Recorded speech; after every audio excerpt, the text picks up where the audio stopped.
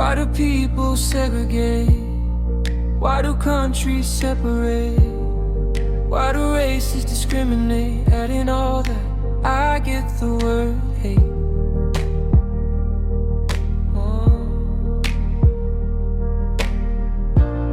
Why do we hate one another?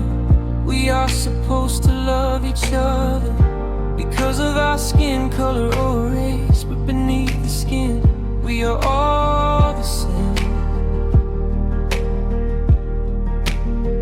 Some worship in churches, some worship in mosques, and some in other places. But the bottom line is we are all gifts from God. Ooh, we are all gifts from God.